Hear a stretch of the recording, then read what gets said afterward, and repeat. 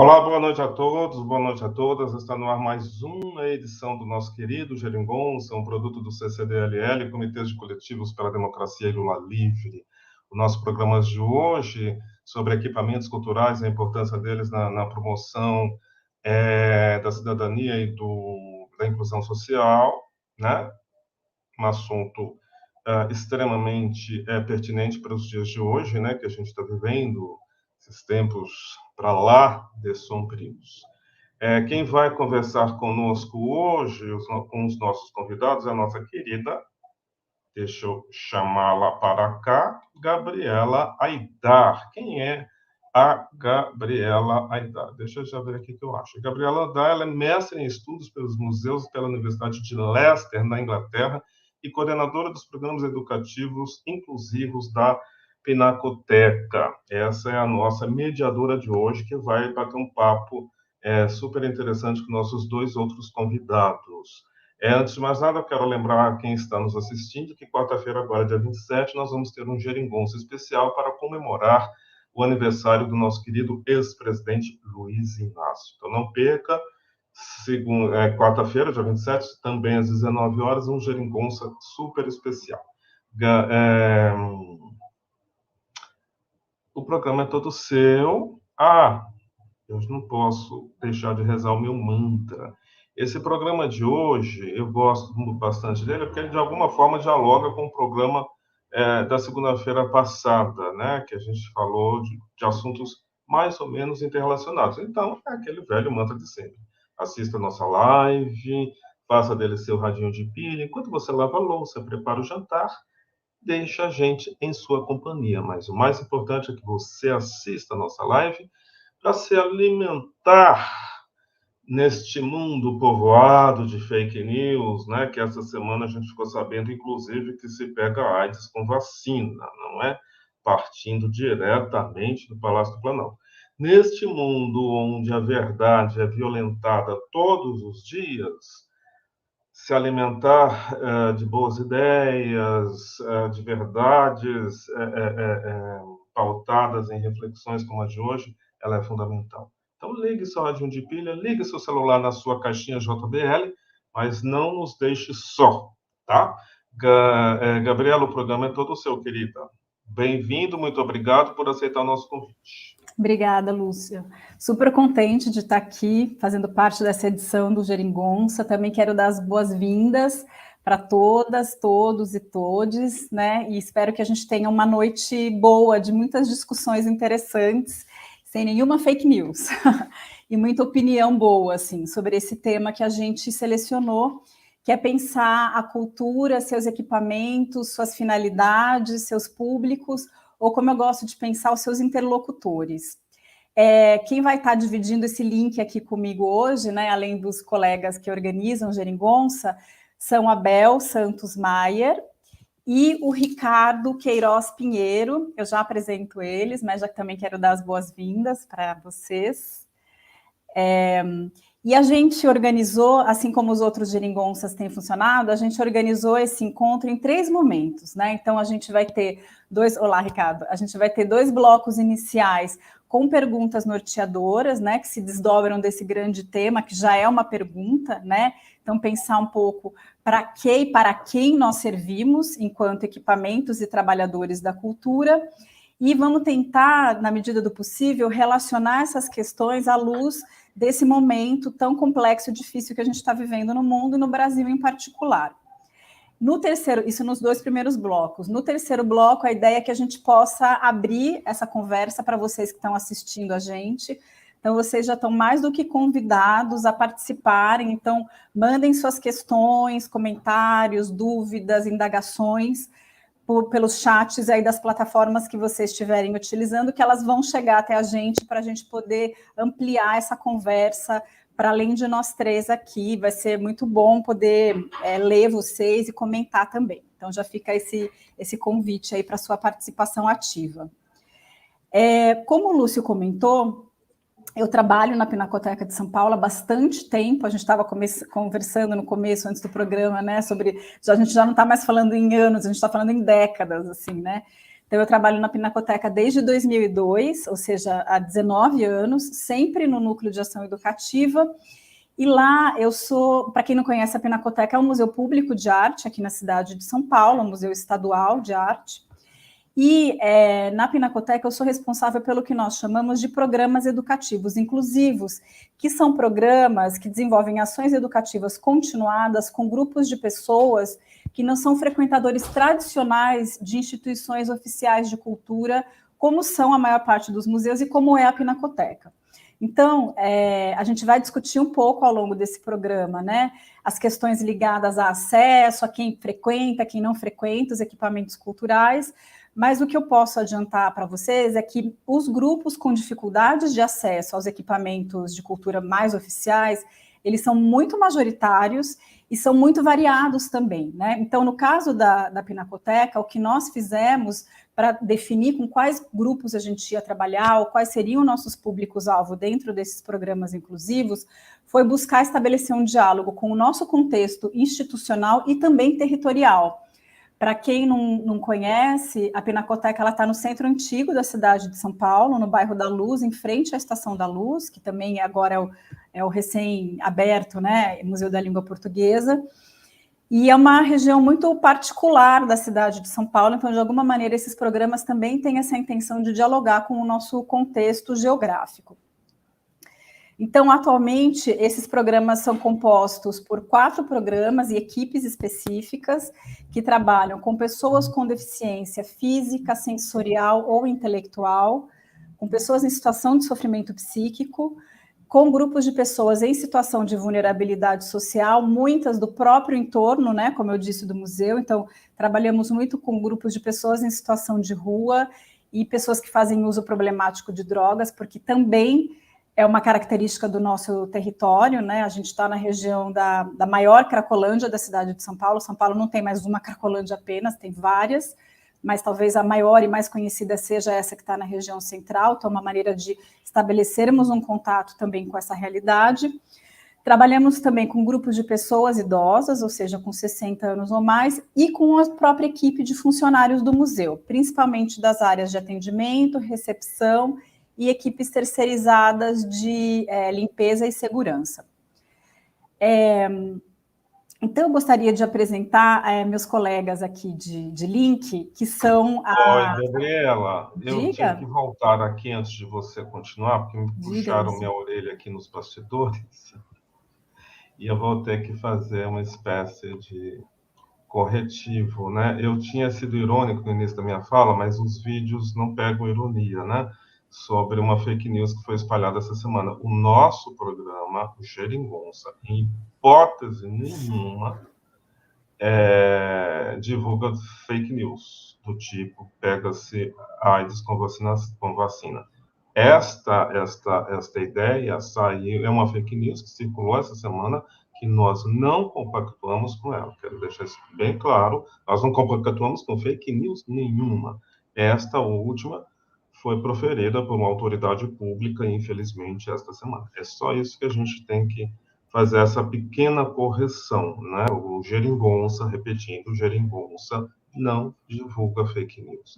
O Geringonça é 100% pró-ciência e a favor da verdade histórica. Essa ressalva, essa pequena correção que deve ser feita e deixar registrado, tá? Vacinação sempre, distanciamento social e o uso de máscara são as recomendações da ciência, sobretudo da OMS. São essas recomendações que nós do Geringonça seguimos. Era só isso que eu tinha que fazer, essa pequena correção. Legal, Lúcio. Pode continuar aí no seu trabalho. Nunca é demais comentar isso, né? Sim, a gente tem que repetir a exaustão. O óbvio. Não, mas enfim, o óbvio tem que ser dito, né? Em algumas situações. Então, eu queria apresentar a Bel Santos Maier. A Bel, que está compondo, né, esse encontro. A Bel é educadora social, mestre em turismo pela Escola de Artes, Cultura e Humanidades da USP, a EASH. A Bel também é empreendedora social da Ashoka, docente do Instituto Vera Cruz, cogestora da rede Litera Sampa e coordenadora do Instituto Brasileiro de Estudos e Apoio Comunitário, o IBEAC. Bem-vinda, Bel. Quem nos acompanha também é o Ricardo Queiroz Pinheiro. O Ricardo é mestre em Ciência da Informação pela Escola de Comunicações e Artes da USP, a ECA, e doutorando em Ciências Humanas e Sociais pela Universidade Federal do ABC. O Ricardo é um profissional que, de novo, as décadas, né? Que atua há 29 anos na área de gestão cultural, atendimento e mediação da leitura. Então, a gente tem, né, participantes mais voltados ao universo das bibliotecas e, no meu caso, dos museus. Então, acho que vai ser uma conversa interessante desses diferentes, mas muito próximos também pontos de vista. A maneira como a gente construiu esse encontro, eu achei muito interessante, porque a gente tinha essa ideia inicial, né, a cultura e seus equipamentos, e a gente foi pelo WhatsApp mesmo, tentando chegar em alguns pontos de discussão e perguntas norteadoras, né? E aí, a primeira que eu gostaria de propor para vocês e comentar também, né, como parte da minha mediação ativa, é pensar sobre qual é ou qual pode ser o nosso papel, né, como equipamentos culturais e trabalhadores da cultura e dos equipamentos culturais, nesse contexto de crise sanitária, política e social que nós vivemos atualmente no Brasil, né? Então, esse é o primeiro convite de reflexão que eu faço para vocês. E aí, antes de passar a palavra para a Bel, eu gostaria de também, assim, né, participar dessa conversa e trazer alguns estímulos iniciais para essa pergunta, né? Também não vou jogar aí a pergunta e me abster de comentar, assim, até porque são temas que me interessam muito. Então, eu queria só compartilhar com vocês brevemente algumas reflexões que eu tenho tido, principalmente desde o início da pandemia, né, há quase 2 anos, que tem a ver com o nosso papel enquanto equipamentos culturais, como agentes promotores de experiências de sociabilidade, né? Me parece que a experiência que a gente teve, tanto da quarentena e do, né, consequente isolamento, distanciamento, isolamento físico, elas nos fizeram repensar o papel da sociabilidade, não apenas como um aspecto importante da nossa vida social, mas como algo central para o nosso bem-estar, subjetividade e saúde, em particular saúde mental, né? Então, pensando então, eu acredito muito que as instituições culturais são ou deveriam ser, né? Quando elas não são, elas deveriam ser espaços privilegiados para a sociabilização e principalmente para a convivência entre os diferentes, né? Quando a gente tem oportunidade de construir espaços e oportunidades de sociabilidade para que pessoas diferentes possam não apenas compartilhar experiências, mas fazer isso em situações de igualdade, né? E se a gente pensar, né, a sociedade brasileira é tão desigual e tão classista como é, e são muito poucos os espaços em que isso pode acontecer, né? Então, eu entendo isso como um papel fundamental nosso, enquanto equipamento de cultura. E a gente sabe também que algumas instituições de cultura têm mais facilidade de fazer isso do que outras, né? Talvez o nosso caso, como o meu, né, que está numa instituição mais oficial de cultura, seja mais desafiador pensar nisso, do que outras, como centros culturais de caráter mais comunitário, ou o próprio SESC, por exemplo, né? Eu acho que desempenham esse papel de espaços de convivência e sociabilidade com mais desenvoltura, eu diria.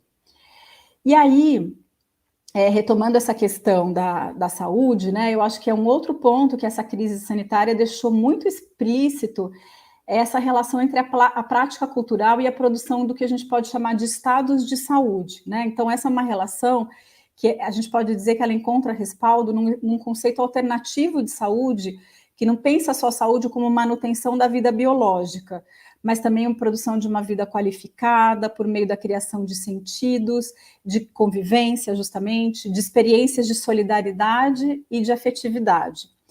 E eu também, né, retomando isso, eu acho que a quarentena também deixou muito claro para a gente o quanto a questão da saúde mental não é um aspecto secundário para as nossas vidas, né, muito pelo contrário. E aí, pensando, algo que a gente, no Educativo da Pinacoteca, tem tentado se debruçar bastante, nessa articulação entre a prática cultural e a produção de bem-estar, principalmente psicológico, né? E pensando até no reconhecimento disso pela própria Organização Mundial da Saúde, né? A própria OMS, até antes da pandemia, tem produzido estudos e relatórios que tentam avaliar os impactos da prática artística e cultural na produção de bem-estar psicológico e saúde das pessoas, né? E aí, então, só para concluir essas primeiras reflexões, eu queria só citar uma autora que eu gosto muito, que é a Elizabeth Lima. Ela é uma professora de terapia ocupacional da USP, e é uma pessoa que se dedica muito a essa articulação entre cultura e saúde, né?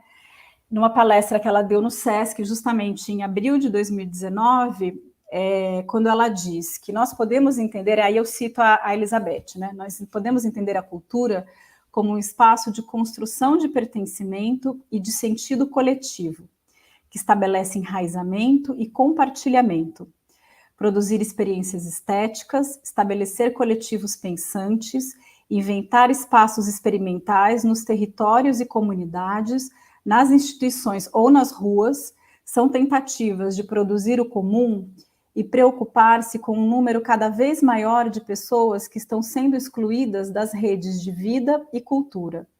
São, portanto, práticas de resistência e de produção de saúde. Então, eu passo agora a palavra para a Bel, para ouvi-la um pouco sobre essa primeira questão norteadora e sobre essas reflexões iniciais. Bel. Tá bom, uma boa noite, Gabriela, Ricardo, Lúcio, boa noite a todas, todos e todes. Obrigada aí por fazer parte do Geringonça. É sempre bacana a gente chegar, né, nos programas que a gente acompanha.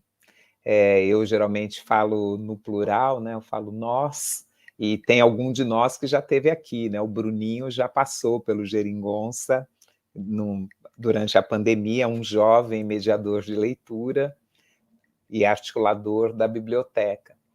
Então, as questões que você traz, assim, para eu falar resumidamente, para a gente poder trocar mais, né? Acho que a pandemia, né, o que ela fez, né, Gabriela, foi elevar, né, a potências inimagináveis problemas que já vinham acontecendo, né? Então, já tinha gente com fome, já tinham pessoas que não tinham condição de se proteger, né, das contaminações várias e de tantas outras doenças, já tinham pessoas sem condição de se mover. Só que aí a pandemia, ela fez isso, né? Ela faz o mundo inteiro se preocupar e falar, puxa vida, agora a gente tem que parar. E a gente sabe, muitos outros continuaram se movendo para que alguns pudessem parar e proteger a própria vida, né? Então a gente viu uma repetição, né, de uma série de coisas que já não estavam bem. E aí, qual o nosso lugar, né, como equipamento de cultura, como biblioteca comunitária, que eu acho que tem isso, né? A gente constrói lugar de sociabilidades, mas que são lugares de escuta, são lugares para a gente aprender. Eu sou muito devedora de Parelheiros, que é a região onde eu estou nos últimos 13 anos. Eu aprendi demais. Antes da gente ter microfone para fechar, a gente ouvir. As comunidades sabem o que elas querem, e a gente pergunta pouco, né? A gente tenta adivinhar, oferecer, porque é mais rápido. E aí, acho que o que quando a gente se coloca como escuta, a gente vê o quanto a gente pode aprender, né? Como o patrono da educação do Brasil, Paulo Freire, ensinou tanto para a gente, como a gente pode aprender com a escuta, e aí o nosso lugar vira aquele de mediador, de mediadora, que vai facilitando para que algumas coisas aconteçam, né? Uma instituição ou uma rede que consegue, né, pensar como abrir as portas e janelas de um espaço cultural, como são as bibliotecas comunitárias. Então, o que a gente entende, né? Que uma biblioteca, todas elas que são de acesso público, ela precisa ser, né, esse lugar, esse espaço mais democrático dentro de um território, não tenho dúvidas, porque todos os outros espaços têm um C, né? A escola é para quem estuda, a igreja é para quem tem fé, né? A biblioteca tem que ser para todo mundo, né? A biblioteca ela tem que ser, né, a sua vocação, não estou dizendo que ela é, mas ela tem que ser esse espaço mais democrático, tem que ser a incubadora de sonhos, tem que ser o laboratório para discutir os problemas, e foi isso que a gente fez durante a pandemia. Então, uma das primeiras coisas, das primeiras ações que nós fizemos foi pensar esse lugar da biblioteca como a porta precisou ficar fechada. Então, a gente falou, agora a gente vai para esse ambiente digital. Nós estamos falando de lugares que não têm conexão, né? O que é conexão é a rádio, e para algumas pessoas, o equipamento da casa para conexão geralmente é o celular, que fica na mão de quem precisa trabalhar, e os outros ficam desconectados. Então, o primeiro movimento foi como é que a gente garante a conexão das pessoas? Como é que a gente consegue garantir que a gente consiga se falar?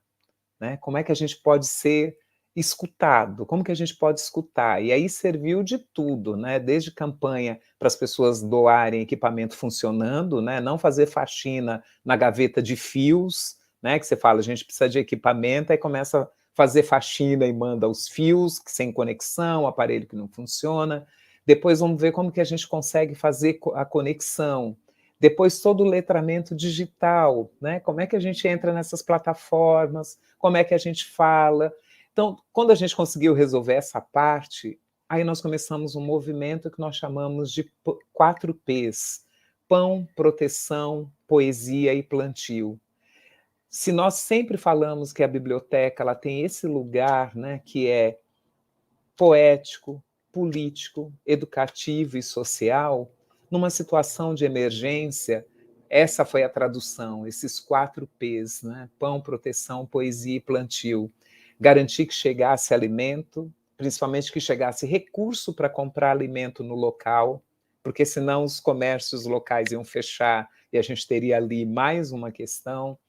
Nenhuma ação de alimento saiu sem um livro ou sem um texto poético. Até o caminhão do ovo foi parceiro para espalhar poesia e espalhar informações.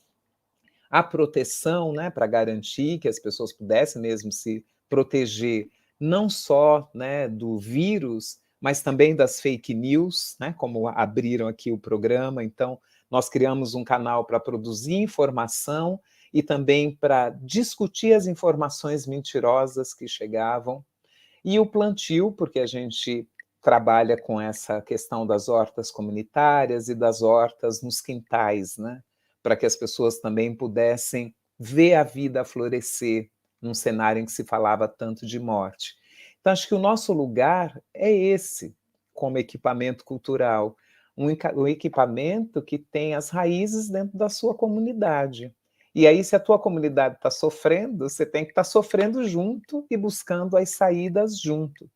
E nós que trabalhamos com cultura, nesse lugar, né, da perspectiva da aposta na vida, da aposta no sonho. E aí a literatura foi importante demais dentro desse processo. Para começar, né, que eu quero ouvir o Ricardo.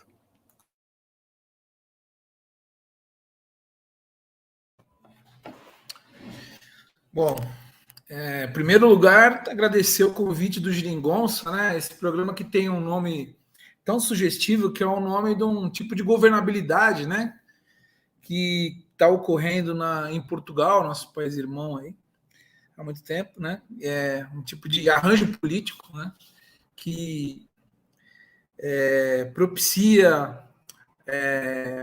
a governança do Estado português, né? E que é um tema um tema central para a nossa democracia nos últimos tempos, né? Ter essa maioria e poder governar para a maioria das pessoas também. Bom, Gabriela, outra coisa, falar depois da Bel é difícil, porque eu já para abrir, a Bel é que nem abrir para o Rolling Stones, né? Você tem que caprichar. E aí ela já fala, ela já chega aí, vamos ver se eu consigo extrair aqui algum tipo de alguma inspiração para falar. Eu venho da biblioteca pública, desses 29 anos aí que a Gabriela citou no começo, grande parte, a maioria do tempo eu estive em biblioteca pública, eu sou um militante da biblioteca pública, estudo biblioteca pública. Nessa pandemia, a biblioteca pública entrou em parafuso, gente, né? Ninguém divulgou muito, mas a gente que trabalha nos bastidores sabe. Por quê? A gente está acostumado a ficar de portas abertas. O que não quer dizer muita coisa, porque não adianta você estar de portas abertas se você não tem condições mínimas de atendimento à população. Mas as bibliotecas públicas, de certa forma, estiveram de portas abertas desde o início da sua história no Brasil. Só que estar de portas abertas, reforçando, não é estar em comunicação com a população. E aí a gente se viu nesse lugar, né, de ter que mudar todos os códigos de comunicação, né? A maioria dos funcionários em casa, no primeiro momento, né, que todo mundo estava na fase mais aguda da pandemia, trabalhando, tentando pegar. Grande parte das bibliotecas não tem, eu digo isso com toda tranquilidade, não tem uma forma alternativa de comunicação com a população, né? Então a gente se viu, os bibliotecários de biblioteca pública, os funcionários de biblioteca pública se viu com o desafio de se comunicar com essa população, né? E com políticas, né, de cidade a cidade, de estado a estado e do governo federal muito híbridas, né, muito variadas, né, com graus de dificuldades diferentes, né. Então foi uma forma, eu acho, da gente entender os hiatos que a gente tem com relação à sociedade como um todo, né. Ao mesmo tempo, para não falar que eu não falei das flores, né, eu vou relatar para vocês uma coisa que tem me deixado muito contente nos últimos dias. A nossa biblioteca, que eu atuo aqui em São Bernardo, que atuo desde o início da minha carreira, né, ela volta efetivamente, ela abre, né? A pandemia foi declarada acabada dia 20 de agosto, acabaram com a pandemia e reabriram as bibliotecas, né? Mesmo estando a pandemia agindo nas ruas, né? Mas, de qualquer maneira, a biblioteca abriu, né, e todos os funcionários voltaram, inclusive os funcionários que estavam afastados por comorbidade, já vacinados, né, com a segunda dose. E o que eu tenho notado nessa volta da biblioteca? E tenho conversado com algumas pessoas de outras bibliotecas de outras cidades, nas redes que a gente frequenta. Um número grande de adolescentes e um número grande de carteirinhas, né, que a gente fala carteirinha, né, que é esse jargão meio antigo, né, mas de inscrições das bibliotecas feitas pela primeira vez. Ou seja, pessoas que estão vindo na biblioteca pela primeira vez, adolescentes que estão vindo na biblioteca pela primeira vez. E uma outra surpresa, né? Que quem trabalha em biblioteca sabe que isso às vezes é uma surpresa. As pessoas não estão vindo para estudar para entrar no vestibular. Elas não estão vindo para estudar para se recolocar no mercado de trabalho, que é extremamente legítimo e acontece bastante também. Estão vindo para procurar literatura, né? Das mais variadas possíveis, né? Então é um dado, né? Eu tenho aqui o cuidado de falar que não é um dado analisado cientificamente, a gente não tem pesquisa, mas na epiderme, no dia a dia, no contato direto com essas pessoas, eu venho conversando e venho tido assim respostas muito interessantes, né? O que eu acho? É uma hipótese, né? Para começar a conversa, as pessoas estão, essas pessoas, né? Porque falar das pessoas em geral tem muita gente que tem no mundo, mas essas pessoas estão procurando a biblioteca porque querem estar no lugar do coletivo, querem estar no lugar onde outras pessoas circulam, né? Um outro dado interessante, a gente tem percebido, esses adolescentes chegam na biblioteca e sentam nas cadeiras e ficam lendo na biblioteca. Uma parte deles, né? Tudo isso eu estou dizendo para vocês porque gerou uma certa apreensão na gente com a abertura das bibliotecas. Como seria? O que a gente... com qual realidade nós nos depararíamos, né? Com a volta da biblioteca. E o que está acontecendo, né? As bibliotecas, como a Bel falou, e ela é muito perspicaz, né? Os problemas estavam e se agravaram durante a pandemia, né? A biblioteca recebe esses problemas dentro dela, né? Por exemplo, a questão dos moradores de rua, que tem a biblioteca como uma referência para a água, para o banheiro, para um lugar para descansar, para uma sombra, né? Porque isso não tem nas ruas, né? Então a biblioteca está lá. Essa volta, ela está fazendo com que o profissional, que teve um momento difícil nesse ano de pandemia, comece a repensar a biblioteca. É uma oportunidade, né? Porque, assim, a biblioteca tem toda essa magia, ela pode transformar via informação, como o Lúcio colocou no começo corrigindo o começo da falha dele. É uma era de informações falsas, é uma era de notícias falsas circulando. A biblioteca é, por natureza, um ponto de referência, né? Ela não é, mas ela tem que ser, né? Ela tem que se colocar nesse lugar e ser uma referência para informações com credibilidade, né?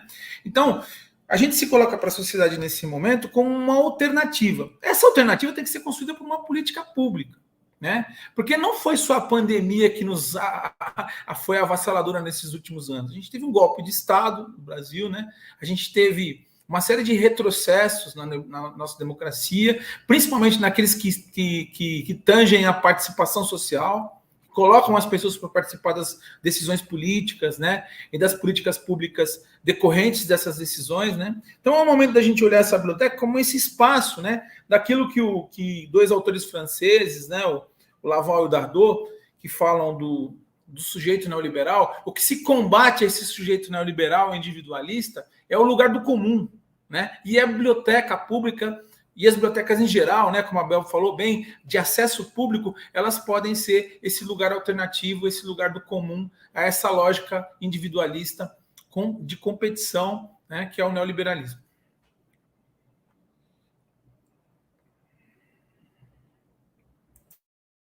Deixa eu abrir meu microfone.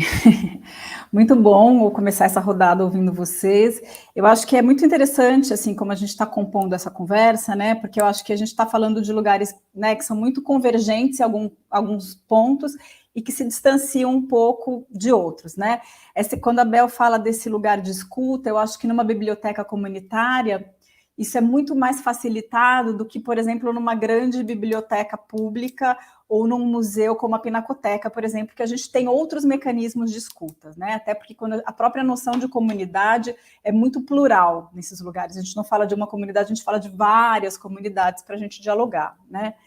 E aí, assim, é muito inspirador mesmo ouvir esses 4 P's, né, que a Bel nos traz. Eu acho que, em alguma medida, todos os equipamentos culturais lidaram com isso, né, mas de diferentes maneiras, mas muito difícil de operacionalizar, por exemplo, esse primeiro P, do pão. E eu queria entender um pouco com a Bel o que vocês fizeram nesse sentido, né? Porque às vezes a gente, dentro das instituições culturais, fica muito no campo do simbólico. Então, então a gente tem que promover um debate, combater fake news, ótimo, fundamental, é nosso papel mesmo. Promover a vacinação, né? Que, por exemplo, são campanhas que o Conselho Internacional de Museus, o Comitê Brasileiro do Conselho Internacional de Museus tem feito, que chama Museus pela Vida. Fundamental, né? Nós somos instituições que produzem conhecimento, então a gente tem que ser a favor da ciência e do conhecimento. Mas é muito interessante também pensar essas ações de ordem mais prática, que não ficam só no nível do simbólico, digamos assim, sem desmerecer o simbólico, claro. Então, eu queria ouvir um pouco da Bel, como se deu esse primeiro P do pão, né? Como vocês articularam isso por meio da biblioteca. E eu acho que tem uma outra questão que vocês trouxeram, que eu acho interessante a gente discutir, que foi o papel que as tecnologias assumiram nesse contexto, né? Como a gente olhou para elas um pouco de uma maneira muito urgente, desesperada em alguns casos, como uma tábua de salvação, e o quanto também foi uma aproximação que eu acho que a gente aprendeu muito nesse contexto, né? Nós não somos tradicionalmente instituições que lidam com essa forma de comunicação tecnológica, a gente teve que aprender a ser meio na urgência aí da situação e conversar um pouco com vocês quais foram os aprendizados dessa aproximação, né? O que fica disso, de aprendizado com as tecnologias, levando em consideração as desigualdades que estão colocadas nessa questão, né? Porque eu acho que no começo foi muito vendido para a gente que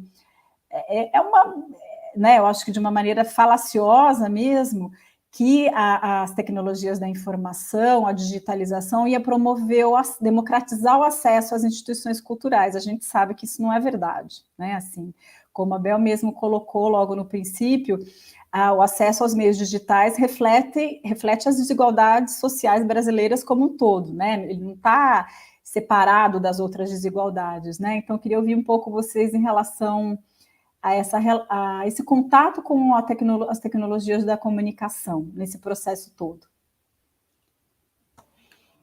Então, vou lá, deixa eu começar a questão do primeiro P. Acho que tem uma coisa, Mariana, uma coisa que a gente tem feito sempre, é pensar como é que a gente concretiza conceitos, né? Então, isso a gente tem feito sempre. Gabriela, eu estava antes numa outra live com uma garotada, e era a Mariana que me fazia pergunta, te chamei de Mariana.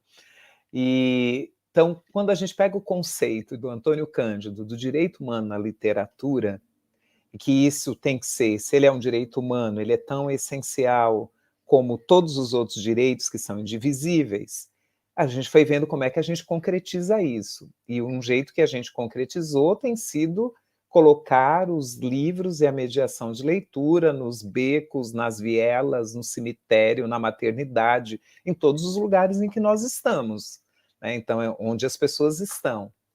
E aí a gente começa a fazer até um jogo mesmo, que a gente aprendeu com um amigo nosso, Tião Rocha, que é sempre pensar, preservar da ética e a boniteza, nós pode. E aí a gente começa a fazer o nosso jogo de impodimento, e vai fazendo listas de como isso é possível. Então, assim, para as pessoas ficarem em casa, porque as escolas fecharam, as pessoas tinham que ficar com os bebês, as pessoas precisam comer, então essa coisa da gente estar perto, então teve todo um movimento que foi aquele, né, de conseguir primeiro máscara, então vamos mapear onde é que estão as costureiras, porque hoje a gente fica com 10 máscaras dentro da bolsa, no começo não era assim, a gente não sabia nem onde conseguir, nem o que servia, vamos mapear as costureiras, vamos fazer campanha de tecido, e com o P do pão não foi diferente. A gente começou a espalhar mensagens para o nosso território, para os nossos amigos, no site institucional, entrar em contato com os parceiros, e a gente falava, olha, a gente precisa garantir comida, né? Nós não estamos no mapa da fome à toa, né, gente? Voltamos para o mapa da fome no nosso país.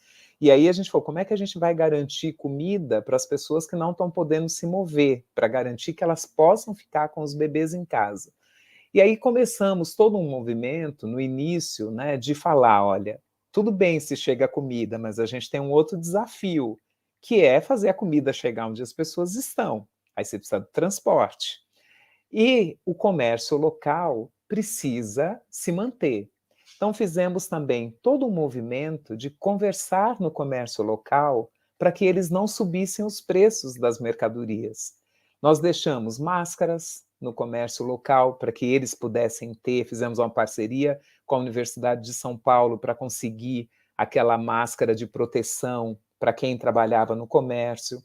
Combinamos com eles de não subirem os preços das mercadorias, fizemos uma parceria com uma empresa de cartão de alimentação, e aí conseguimos distribuir os cartões sem custos para as famílias, e toda doação que entrava se carregava esses cartões e as pessoas compravam no comércio local. Estou falando no passado, mas são coisas que continuam acontecendo, né? Ainda tem a quantidade de pessoas que perderam os seus trabalhos também é enorme.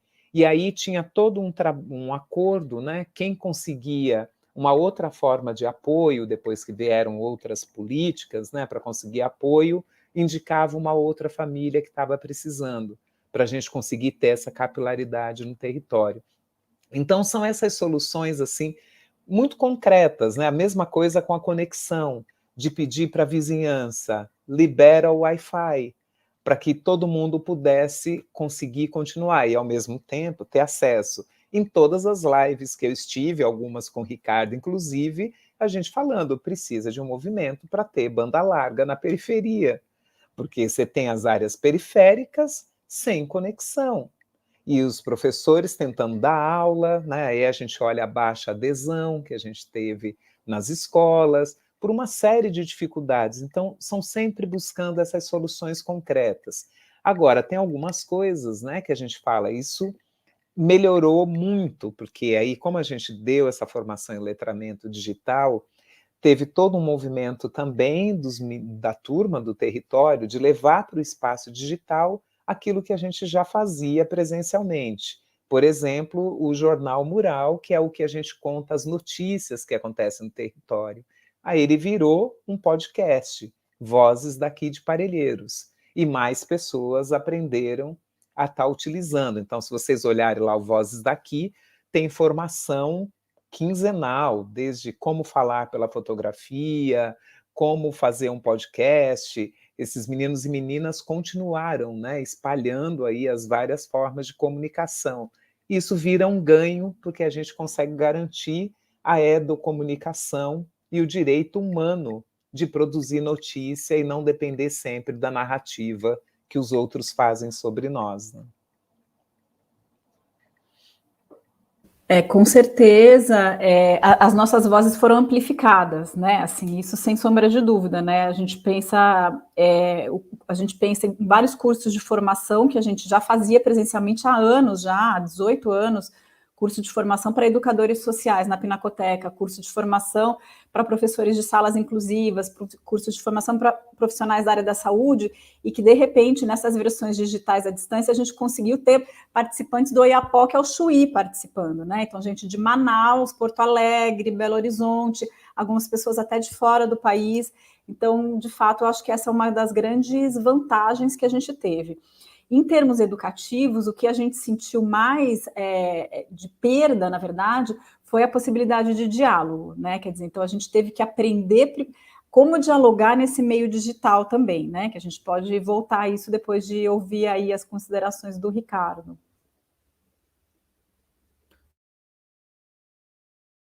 Ativando o som aqui novamente. Olha, ouvindo vocês aí, passaram assim várias coisas na minha cabeça. Em primeiro lugar, como eu disse, os equipamentos que eu conheço, né? Eu também não posso falar por todos, assim, bibliotecas públicas, bibliotecas em geral, subestimam essa questão da comunicação eletrônica, né? A gente estava brincando, né, nos bastidores aí de que nós todos somos heavy users, né?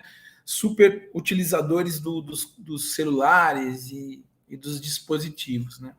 A gente tem que lembrar que tem gente que não tem condição disso, que mesmo querendo, não pode ser um heavy user, né? Não pode ser um grande utilizador do celular, como a Bel disse, porque não tem conexão, né? Porque não tem acesso à internet, não tem um acesso à internet que possa dar um fluxo de dados, né, de comunicação constante, para que ele consiga acessar, às vezes, um vídeo, uma informação um pouco mais complexa, um pouco mais pesada, né? Isso é uma realidade, né? Uma realidade que a Bel, na Biblioteca Comunitária de Parelheiros, ela está localizada lá no extremo zona sul de São Paulo, numa área completamente carente, ela vê isso a miúde. A gente que trabalha numa biblioteca central aqui em São Bernardo, né, que é uma cidade grande, uma cidade de 1 milhão de habitantes praticamente, né, e que tem um cinturão periférico enorme, né, a gente percebe o quanto que o cidadão e a cidadã que mora no Grande Alvarenga, eu estou falando de Grande Alvarenga, eu estou aqui no centro de São Bernardo, eu estou te falando a 40 quilômetros daqui. 45, mais ou menos, dependendo do local. É muito longe, gente. E não é só longe porque é longe porque está distante dos direitos. A caminhada para se chegar até a biblioteca é uma caminhada onde, como disse Gabriela, onde o material e o simbólico se entrecruzam nesse caminhar e vão criando mais problemas para que essas pessoas cheguem lá na Biblioteca Central. Aqui na Biblioteca Central, no caso, né?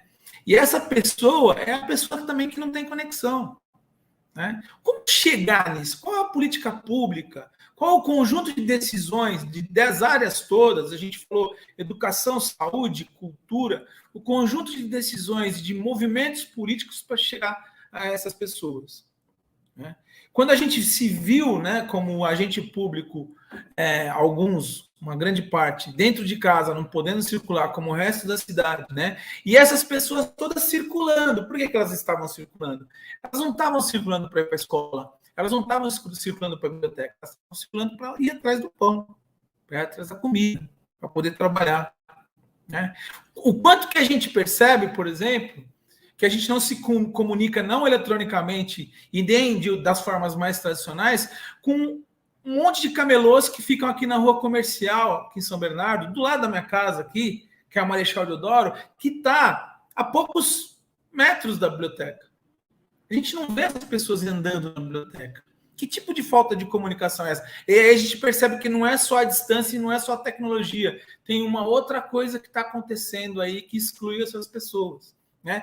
Então tem uma miríade de coisas na cidade que acontecem explicitamente e implicitamente que a gente não consegue ver como poder público, coloco aspas aí, né?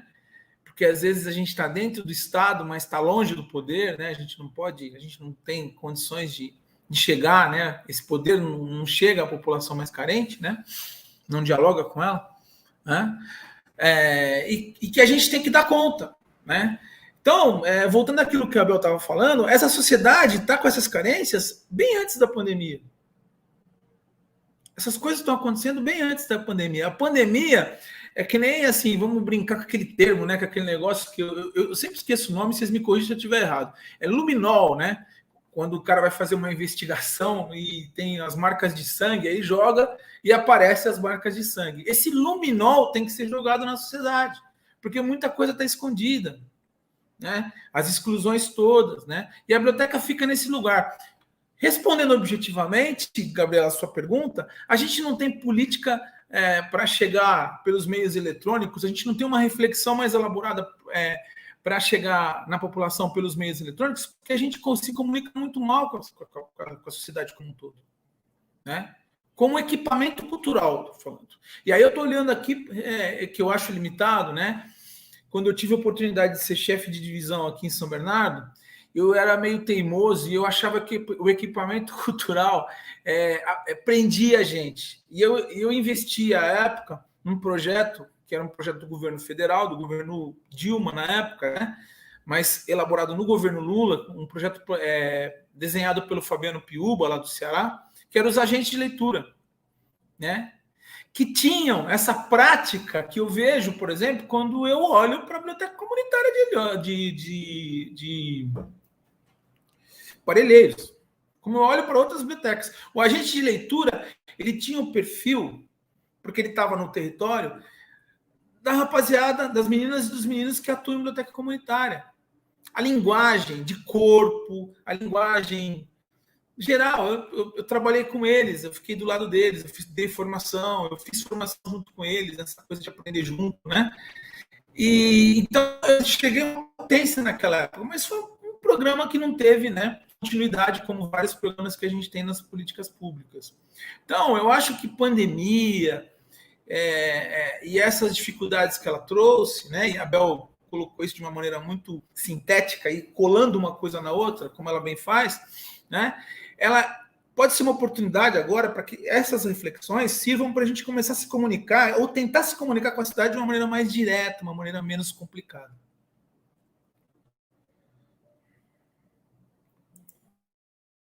Sem dúvida, né? A gente vamos tentar fazer desse limão uma limonada, vamos tentar aprender com isso tudo, né? E eu acho que sim, a gente aprende, né, com as adversidades também, né? Elas não machucam apenas, a gente aprende com elas também. Eu acho que o que isso que a Renata está colocando agora, né, que está aparecendo para a gente aqui, uma parcela da população não se sente pertencente a esses espaços, sem sombra de dúvidas. Eu acho que o que o Ricardo, o horário a gente começa a trocar os nomes. O horário avançado do ano e o avançado da situação que a gente está vivendo também. O que eu acho que o Ricardo trouxe, que para mim a gente discute muito, são as barreiras simbólicas, né, de acesso a esses equipamentos, principalmente esses equipamentos de caráter mais oficial de cultura, né? Tem barreiras simbólicas que são, na minha opinião, são muito mais difíceis de serem transpostas do que as barreiras materiais. E aí eu acho que a gente pode chegar no nosso segundo bloco de discussão, na nossa segunda questão norteadora, que tem a ver com isso, que a gente pensou em conversar justamente sobre acesso e participação cultural, inclusive pensando tanto o acesso e a participação como elementos centrais para o exercício dos próprios direitos culturais, né, que são também direitos humanos.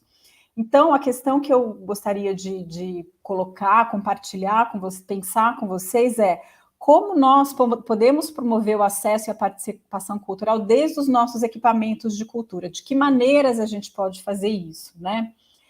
E aí também trouxe alguns elementos iniciais para a gente conversar, que eu gosto muito de usar dados da realidade, assim, quando eles existem, né?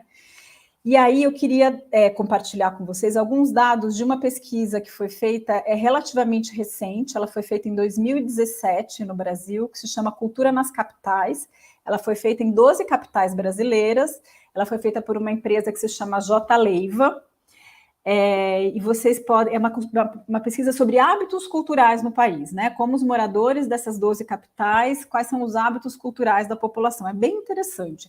Quem quiser conhecer mais, eles têm uma plataforma na internet que você pode selecionar os dados, cruzar, é bem dinâmico, assim, é só colocar. Depois eu coloco aqui no chat para aparecer para vocês, mas é www.culturanascapitais.com.br.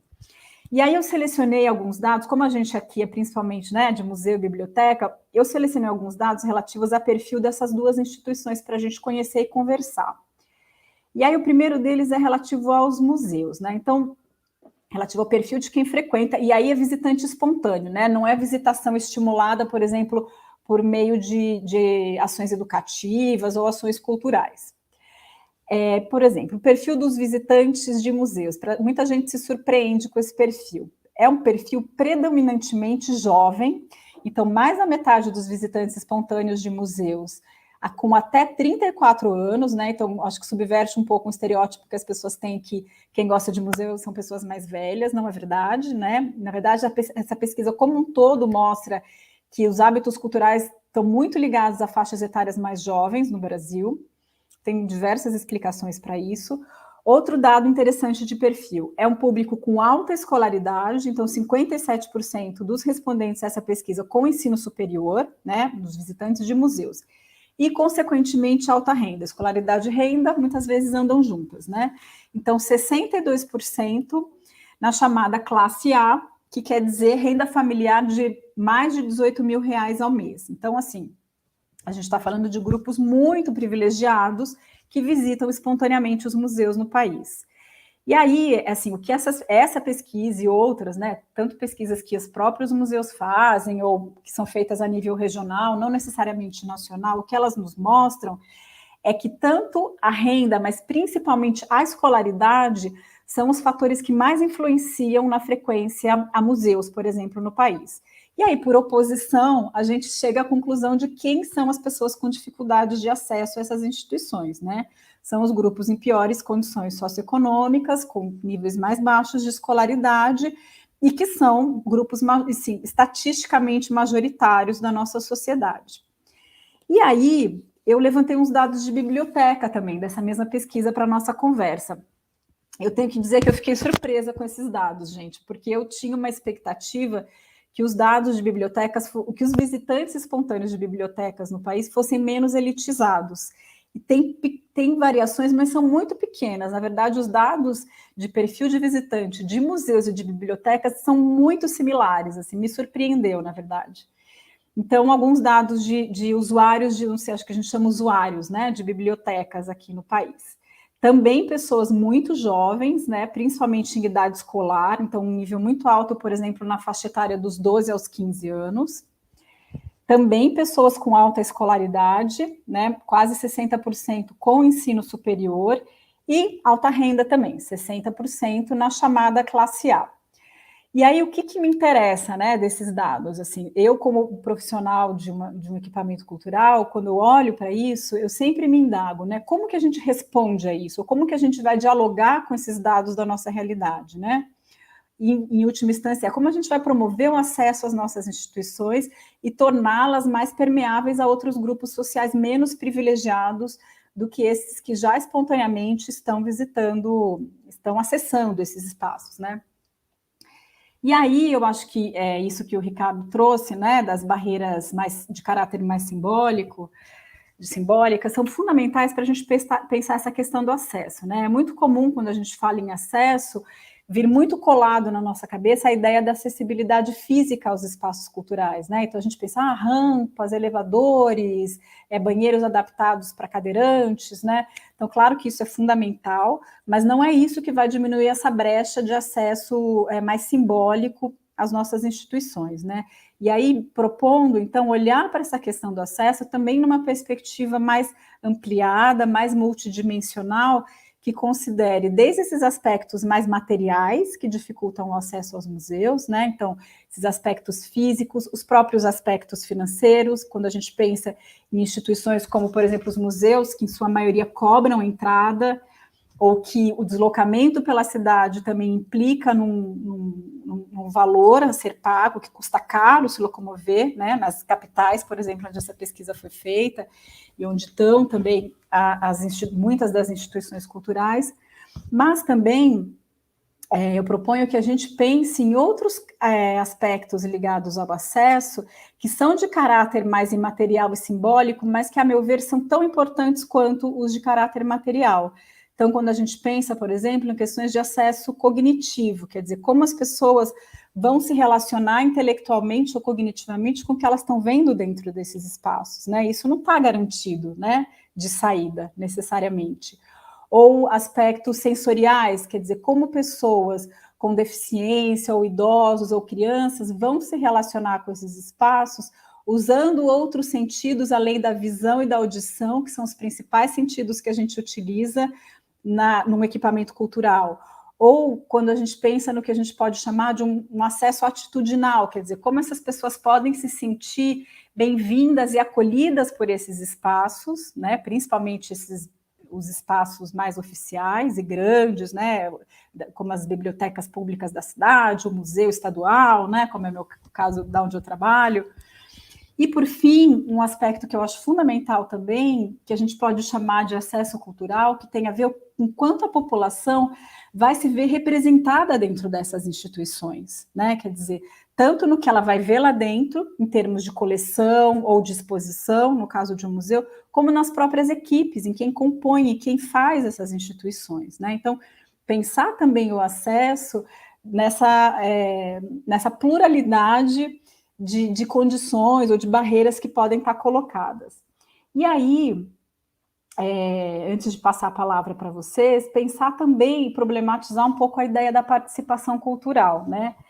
E aí eu trouxe aqui uma referência do Comitê de Direitos Econômicos, Sociais e Culturais das Nações Unidas, que é justamente a instância que se dedica a pensar os direitos culturais dentro da ONU, e que eles afirmam que um dos principais aspectos dos direitos culturais é o direito de todos de participar da vida cultural. Mas o que é esse participar, né? De acordo com esse mesmo comitê, a participação na vida cultural, ela implica em participar em ter acesso a e em contribuir para a vida cultural. Então, o que é interessante, né, quando a gente pensa a participação, ela pressupõe um papel muito mais ativo e protagonista, né? Então, muito mais do que ser um espectador, digamos assim, entre aspas, ou um visitante de museu, um usuário de biblioteca, o que a gente está pensando quando a gente fala em participação cultural é pensar as pessoas, né, como criadores culturais, como propositores, como agentes culturais nesse processo e nessa relação com os equipamentos. E aí eu acho que a Bel poderia começar, que eu acho que ela tem considerações interessantes a fazer sobre isso, que eu já percebi na nossa conversa de WhatsApp. Nossa, agora eu tenho que ter, você falou, eu vou ter que ter interessante, senão o pessoal vai parar de ver a gente aqui, de acompanhar. Não, você falou uma coisa assim, né? Você falou, eu só sei falar a partir de dados concretos, né? E eu gosto de falar, Gabriela, que eu só sei falar o que eu sei fazer. Então, acho que eu vou trazer aqui alguns exemplos para dizer, né, um pouco disso.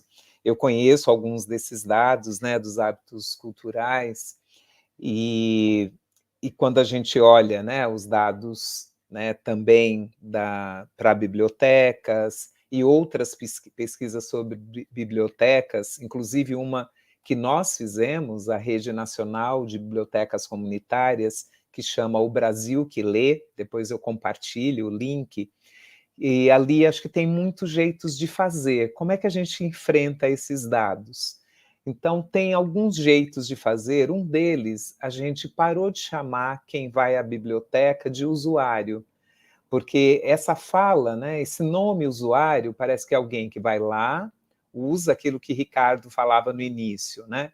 Ele pega o livro para resolver alguma questão que ele tem, vai embora e acabou.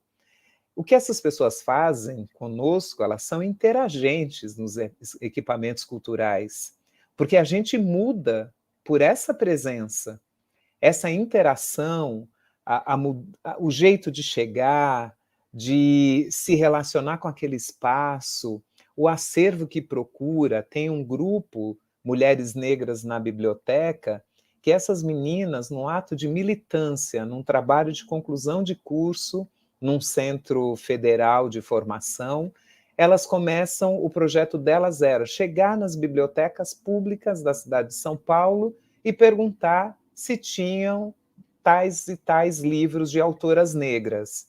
Aí as pessoas começam a se mexer, né? Primeiro elas fazem isso por escrito, depois elas vão presencialmente, e aí, diante da ausência, elas propõem um acervo de autoria negra para ter dentro das bibliotecas públicas. Então, essa existência, né, essa relação, isso é uma interação. Então, na nossa pesquisa, que foi coordenada pela Elisa Campos Machado, a Cida Fernandes e a Esther Rosa, são um centro de formação e 2 universidades, Unirio e a Universidade de Pernambuco, envolvidas.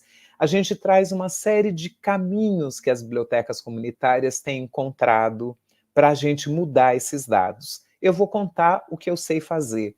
Faz 13 anos, né, que nós estamos em Parelheiros e com a biblioteca comunitária 12 anos. Nossa preocupação era sempre aquela: a gente precisa conhecer o que existe e inventar do nosso jeito. Aqueles meninos e meninas, há 12 anos atrás, um deles já esteve aqui no Geringonça, que é o Bruninho, eles não sabiam nem a diferença entre biblioteca e livraria, porque nenhuma das duas coisas tinham perto deles. Eles não conheciam nem o centro da cidade. E aí a gente falou, olha, a gente tem que se mexer, a gente tem que ocupar, essa cidade é nossa. Há uma segregação espacial, os ônibus terminam de circular no nosso pedaço antes do evento acabar no centro, então não adianta só a gente acessar, porque a gente depois não consegue voltar para casa, porque aí não tem o transporte. Então, no começo, a gente alugava ônibus, né, para poder conseguir chegar em eventos que eram super legais e nós achávamos que era importante que os meninos participassem. No primeiro evento literário que eles participaram, eles dormiram 2/3 do evento, porque saíram de madrugada para chegar na hora. E nunca tinham visto esse formato de pessoas falando sem parar. E aí tinha gente que ficou irritada. Nossa, a gente deu vaga para esses meninos e agora eles dormem. Aí a gente começou a falar, sabe que horas eles saíram de casa para chegar aqui no evento, que começa às 8h30 da manhã? Então, essa interação vai mudando. Então, os nossos eventos todos eles começam às 10h. Eles passaram a começar às 10h porque a gente vem de lugares longe, seu evento é no centro. Aí a gente começou a ensinar também, trocar. Então, assim, anota. Porque a gente não entendeu nada que aquela pessoa falou. Eu falei, vocês acham mesmo que eu entendo tudo que as pessoas estão falando? Eu anoto, tem coisa que eu tenho que ir atrás depois. Aí eles aprenderam a andar com um caderninho e tá sempre anotando. Chegou num ponto, 2 anos que nós tínhamos já a biblioteca, quando me chamavam para um evento de formação, eu falava, dá para ir um jovem de Parelheiros? Porque como é que esses meninos vão aprender a participar se as pessoas querem sempre que a liderança vá participar do evento? Então, não, a gente só tem uma vaga. Então vai ele, vai o Rafael, vai a Sidneia. Mas a gente queria você. Eu falei, minha mãe também queria eu, mas nem sempre eu posso ficar com mamãe, então dessa vez... Aí começaram a falar, não, então vem 2 pessoas, e justificavam, Parelheiros, é a primeira vez que tem uma biblioteca comunitária. Depois isso virou regra dentro da nossa rede nacional de bibliotecas comunitárias. Em todos os eventos nacionais, cada biblioteca tem que mandar uma pessoa que nunca viajou na vida, que nunca participou de um evento. Então, acho que o jeito que a gente tem de mudar esses dados é se a gente consegue garantir que as pessoas possam interagir com esses equipamentos. a gente não consegue enfrentar todas as barreiras. Conseguimos várias. Na Pinacoteca, nós já fomos 3 vezes, viu, Gabriela? Porque nós fomos com a turma da biblioteca, depois com as mães mobilizadoras, com as sementeiras de direitos. O educativo dos museus são essenciais para construir essa interação. Com o Museu Afro, nós fizemos sempre, a gente queria muito ir ao Museu Afro, que aí é a outra acessibilidade que você diz, chegar num museu em que você também se sente representado. Só que era um museu super concorrido, o Museu Afro Brasil aqui em São Paulo.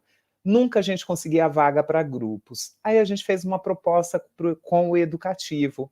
A gente quer aprender como que está organizado esse museu, que a gente mesmo traz a nossa gente. Aí passamos 1 ano fazendo uma formação, construímos 3 roteiros, e nós mesmos, os 3 grupos, um roteiro pensado em criança, um roteiro sobre escravização, um roteiro sobre religiosidade. Então, é nesse sentido, assim, acho que a gente tem que inventar jeitos, né?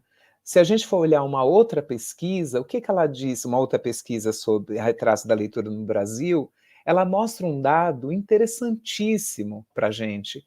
27 milhões das pessoas que consumiram livros nessa última edição da pesquisa são das classes C, D e E.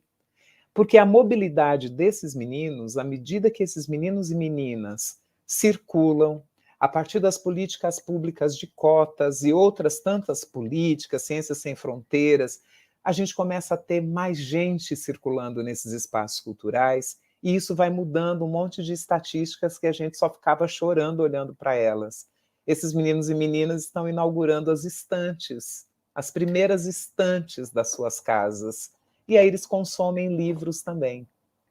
É isso, acho que eu falei demais, mas tem tanta história para contar. E aí vou até falar, minha pesquisa, né, Parelheiros, Idas e Vidas, Idas e Vindas, é um pouco sobre isso, como diz os meninos e meninas, é sobre isso, essa história. São 5 jovens, como eles passam a ocupar a cidade e os espaços de leitura e transformar o seu território. Mas justamente a análise que eles fazem na cultura nas capitais sobre a frequência, o hábito cultural e a frequência cultural ser predominantemente jovem no Brasil, né, dos últimos anos, tem a ver com isso que você traz mesmo, quer dizer, é uma juventude que está mais protagonista, que está mais dona da cidade, de certa forma, né, guardadas as devidas limitações, enfim, financeiras, de locomoção, etc. Mas a análise vai muito nesse sentido, sim.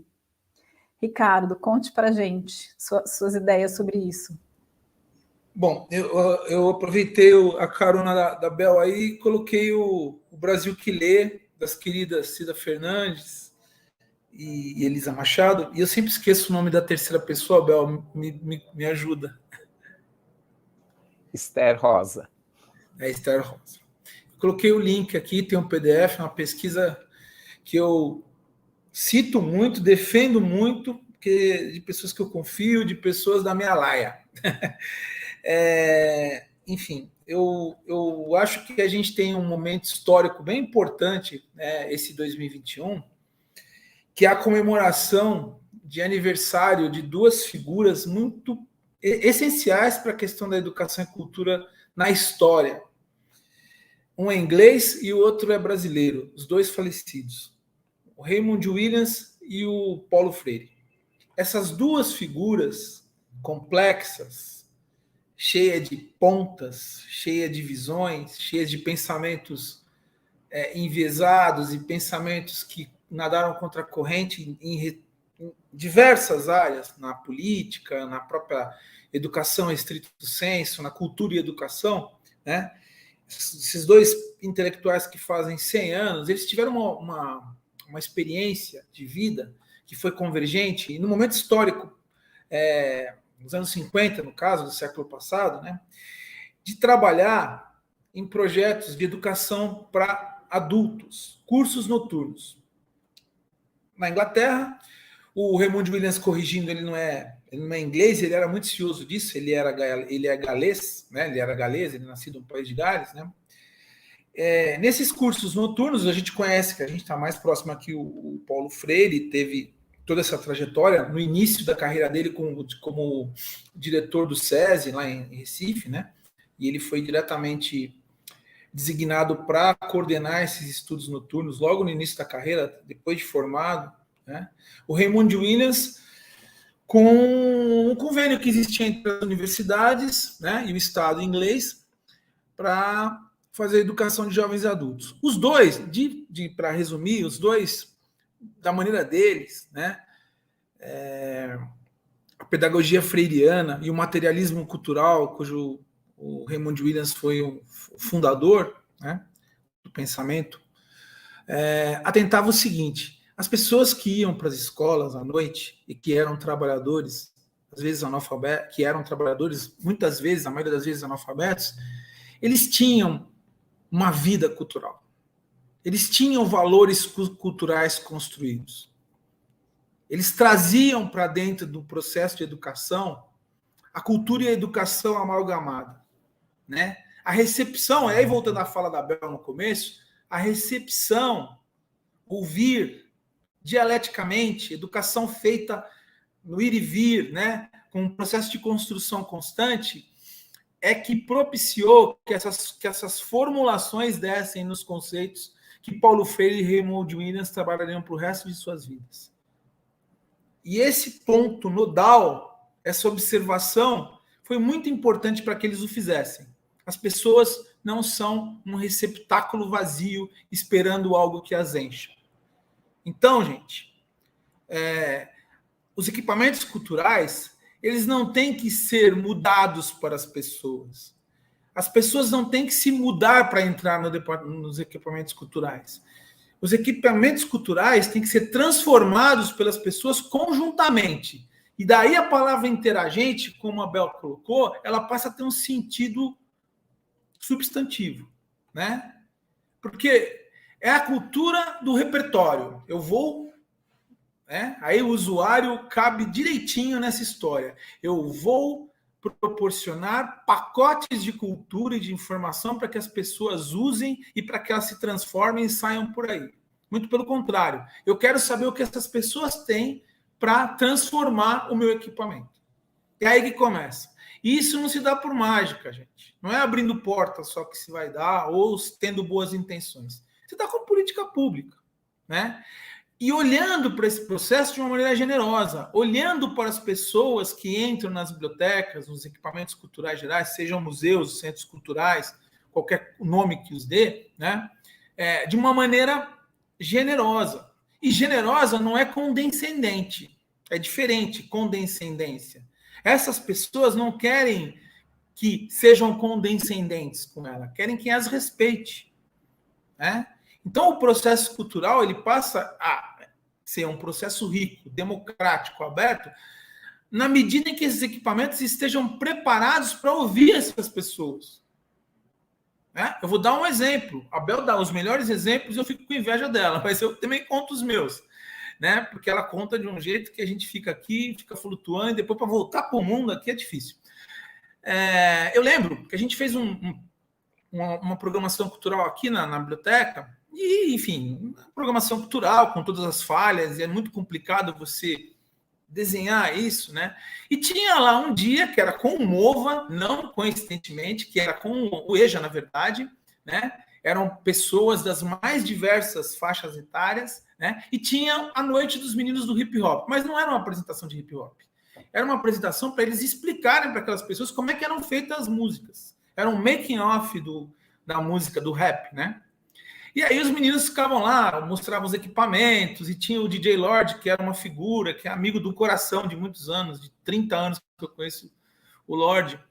E ele falava assim, e eu tinha que fazer, era mais fácil fazer música do que esconder essa agulha da minha esposa, porque ela sabia o preço da agulha, e eu comprava essas agulhas tão caras, eu tinha que esconder lá dentro, porque era uma agulha nova, e o DJ não pode ter agulhas velhas, porque risca os discos, aí ele contava. E as pessoas riam, era uma coisa maravilhosa que acontecia numa terça-feira. São coisas inesquecíveis, daí o privilégio de trabalhar nesses lugares, né? Ainda bem que eu consegui ter essa experiência, né? Aí, tudo bem, aconteceu, e era uma epifania, assim, tinha uma catarse, as pessoas começavam a falar, e dar palpite, e eles riam. O Lorde, como todo DJ de hip hop, ele é gago, e ele começava a se complicar, e as pessoas entravam, era muito legal. Eu fico muito saudoso, isso já faz 10, 11 anos. Acabou tudo. Aí tinha uma voltinha na biblioteca, né? Quem trabalha em biblioteca pública sabe, conheça a sua biblioteca, né? Aí vai lá com aquele povo e tal. Aí uma senhora já de sexagenária, septuagenária, eu não perguntei a idade dela, nem interessa, mas ela já estava bastante tempo na Terra, como eu, e ela puxou assim e falou assim, moço, eu queria agradecer vocês. Aí eu falei assim, nós é que agradecemos, né? Aquela coisa. Aí ela falou, não, esses meninos aí, eles são parecidos com o meu neto. Meu neto é mais novo, né? Usam essas calças largas, esses camisetões que parece que é 5, 6 vezes o número, né? E eu sempre achei que o meu neto ia virar bandido. E hoje eu descobri que eles são pessoas, né? Aí eu olhei aquilo, e isso aí, eu falo até hoje, eu me arrepio aqui, porque isso, e a Bel sabe disso, acho que Gabriela também sabe, que trabalha em equipamento cultural, dá aquela lágrima na garganta, como aquela música brega antiga, né? Como uma lágrima na garganta, que ela fica aqui, ó, e você fala, e a fala sai meio molhada, né? Porque a lágrima sobe junto com a fala, né? Eu falei, olha, eu vou agradecer para a senhora por ter me falado isso, porque eu sou o coordenador desse projeto, né? E assim, o que a senhora me falou agora valeu o esforço que foi fazer isso, né? Sem demagogia, gente, porque a gente cai no demagogo, né? Isso é lindo, maravilhoso. A cidade continuou com as contradições, essa pessoa continuou sendo excluída, mas é um caminho, isso aponta caminho, isso diz para a gente. Sejamos menos arrogantes, ouçamos mais essas pessoas. O tipo de sabedoria e o processo histórico que essas vidas cheias de problemas, de carências constroem, são pérolas. Só a gente tem que aprender a ouvir. É difícil. A gente gosta de coisa bonita. A gente gosta de coisa formalmente bem acabada, né? Isso é mais fácil de entrar. E a cultura está muito associada com isso. Eu não estou dizendo que não tem a beleza nisso que eu contei agora. Eu acho que tem bastante, entendeu? Mas interpretar essa beleza cheia de vieses, cheia de ângulos diferentes, cheia de pontos agudos, barroca, né? Que sobe e desce no coração da gente, que deixa a gente triste, alegre ao mesmo tempo, né? É muito difícil. E tem que ter uma coisa: generosidade e atenção no olhar. Se a gente não tiver isso, não se faz programação cultural, não se faz política cultural nem educacional em lugar nenhum do mundo. E viva Raymond Williams e Paulo Freire. Viva! E eu acho que autocrítica, né, também, Ricardo, eu acho fundamental que as instituições tenham autocrítica, é muito importante. E eu fico pensando também que a gente tem uma questão muito histórica da própria formação dessas instituições culturais, né, bibliotecas, museus. Se você olhar as origens dessas instituições, quer dizer, são instituições ocidentais, instituições de poder, de conhecimento, assim como as universidades. Então, eu acho que é um desafio muito, não estou defendendo, não, mas eu só estou, né, um pouco historicizando esse lugar, que é de emissor de conhecimento de verdade, né? Eu acho que é um processo lento, muito vagaroso, delas saírem um pouco desse lugar de serem instituições que transmitem a verdade, que transmitem o conhecimento, que produzem ciência, né? Então, esse processo mais participativo é muito desafiador para instituições como essas, né? No caso dos museus, eu tenho mais propriedade para dizer que são instituições que têm muita dificuldade com compartilhar autoridade narrativa, autoridade interpretativa, é muito desafiador para essas instituições. Então, acho que são processos, né? E a gente poder criticar, apontar caminhos, e nesse sentido, as instituições mais comunitárias são um pouco um farol para a gente, né? Para a gente que está desse outro lado das instituições mais tradicionais. Eu queria resgatar uma coisa que eu acho que tem a ver com o que o Ricardo falou e o exemplo que a Bel deu, da relação dela com o Museu Afro, que eu acho fundamental nesse processo de escuta e participação, que é, e deixar isso como uma provocação e convite para quem escuta a gente, né? Quem está participando aqui desse encontro, que já vai participar pelas questões do chat, que já tem algumas aqui para a gente.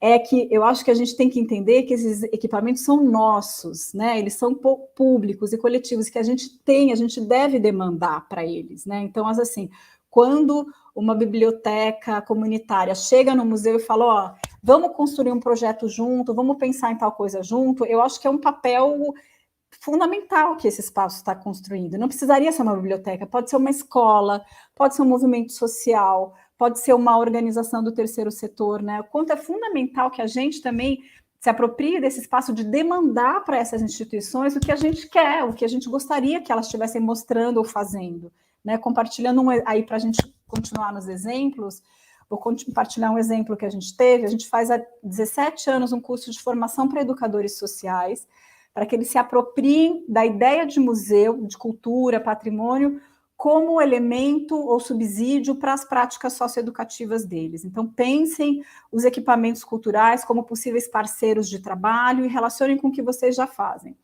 A gente teve um participante, o Orlando Coelho, até vou mencionar, porque eu acho que ele merece, sim, ser mencionado, que na época, quando ele fez o curso, ele trabalhava num serviço que trabalhava com população em situação de rua em Osasco. E a gente começou uma parceria continuada, um trabalho conosco, e o que ele fez a partir dessa formação e desse contato que ele tinha com a gente, que é continuado?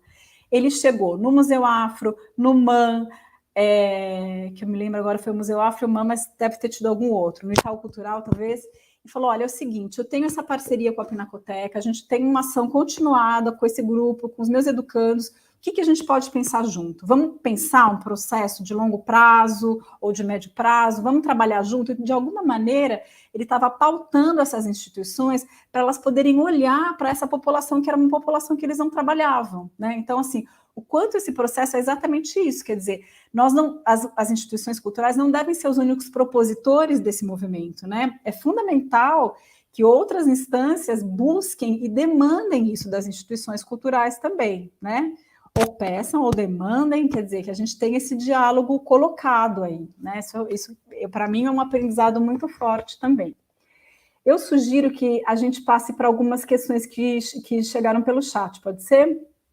Ó, vou começar pelo que aparece aqui na sequência para a gente, tá? O Lúcio, nosso colega Lúcio, pergunta o seguinte, eu acho que está falando de um dos primeiros exemplos que vocês trouxeram, né? Esse acho que o Ricardo mencionou. Esse adolescente, né, que vai à biblioteca, não poderia estar buscando lá um respiro fora de casa depois de confinamento? Eu vou fazer 2 perguntas, aí a gente faz uma rodada de respostas, pode ser? E aí tem uma questão da auxiliadora que eu imagino que seja para a Bel, que ela diz o seguinte, as parcerias continuam e de que forma hoje? Eu acho que tem muito a ver com a experiência que você falou para a gente, né, dos P's. Ricardo, quer começar? Pode ser? Olha, eu acho que, com certeza, é um dos fatores, porque a biblioteca é esse lugar onde você tem, pelo menos, um ensaio de uma experiência comum, uma experiência coletiva, de estar com outras pessoas no espaço. Acho que isso vira um contraponto em relação ao isolamento da pandemia, que a pandemia... isolamento de uma parte da população, né, gente? Vamos esquecer que o isolamento é uma parte da população. Tem uma parte muito grande que não ficou isolada até por falta de opção, né? Que não tinha condição de se isolar, porque teve que circular para ir atrás do pão, como disse a Bel, né? E com muita dificuldade. Mas eu acho que sim, e também tem uma questão, quem já ouviu falar por aí, já deve estar cansado de ouvir isso, mas as bibliotecas de acesso público, né? Mas no meu caso, a biblioteca pública, de onde vem a minha experiência, é o espaço onde você pode entrar, teoricamente, sem dar satisfação para ninguém. Você não tem que ter um objetivo para ir na biblioteca pública. Você pode chegar e sentar. Eu tenho... A minha pesquisa de doutorado, ela é em cima dos moradores de rua, da relação deles com a biblioteca, desses corpos frágeis e insurgentes que circulam pela cidade e que vêm na biblioteca, uns espaços que não tem tanta animosidade, sim. Relativamente, tem problemas. A pesquisa vai tentar mostrar isso, né? Mas a pessoa vai na biblioteca pública, por exemplo, no caso dos moradores de rua, para beber água. Tomar água de torneira, sem ser enxotado, né? A pessoa vai para ficar num lugar onde tem uma cadeira para sentar. Ficar num lugar, no caso da minha biblioteca aqui, que tem um jardim com um banco de cimento, onde ele pode ficar confortável. Ou sentar no meio das árvores. A gente deixa umas cadeiras lá, eles sentam no meio das árvores e tiram a soneca. Não há nada mais gostoso de você ver, sei lá, ver uma pessoa dormindo, o sono justo, descansando numa tarde. Pessoa essa que circula a cidade durante a madrugada e às vezes não pode dormir porque vai ser assassinado, vai ser espancado, alguém vai jogar alguma porcaria em cima dele, entendeu?